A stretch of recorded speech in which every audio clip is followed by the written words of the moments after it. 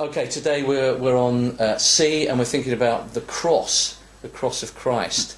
And a great sentence that summarises the cross of Christ is in 1 Peter chapter 3 and verse 18. It says this: "For Christ died for sins once for all, the righteous for the unrighteous, to bring you to God." I mean, these are just incredible verses, aren't they? I mean, really, it's sort of a fantastic summary of the Christian gospel, isn't it, in a sense? And it explains everything. You've got for Christ, Christ, that's God's promised king, died for sins. The reason he died was for our sin. Yes. That's what he was doing on the cross, dying for our sin. You've got that element of substitution, haven't you? That it is the righteous, right-living, holy, perfect one taking the penalty of the unrighteous, God-ignoring, rejecting one. It's wonderful, isn't it? And that's what was happening on the cross. I think that's obviously right, but you've got this once and for all.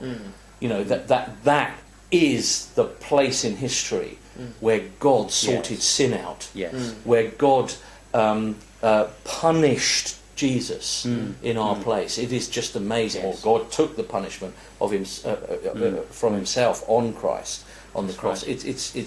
It's amazing. So we don't need more religious things to get us right with God.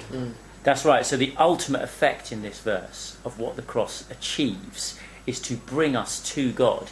So it takes those ruined and corrupted human beings who are a total write-off, you and I, and it elevates us to being righteous, so that we can actually have access to our Creator, have a relationship with our Creator. When Jesus is on the cross, and the camera pans away to the temple as he breathes his last, and the curtain is torn, and there's access to God. That is what the cross achieves. That's the pinnacle of what it achieves. The curtain really said no access, didn't it? And now it's opened up, as you say. I mean, I love that. When you go to the story of the cross and you see Barabbas, and Barabbas is this hardened criminal who's going for execution, and then Pilate says to the crowd, "Who do you want me to release? Barabbas or Jesus, who's called the Christ? Who do you want me to release?" And the crowd say, "Oh, let Jesus die and release Barabbas, this sort of murderer." And in a sense, even in that historic story, is the picture of substitution. That's right. The sinner goes free, and the sinless dies in our place. Yeah.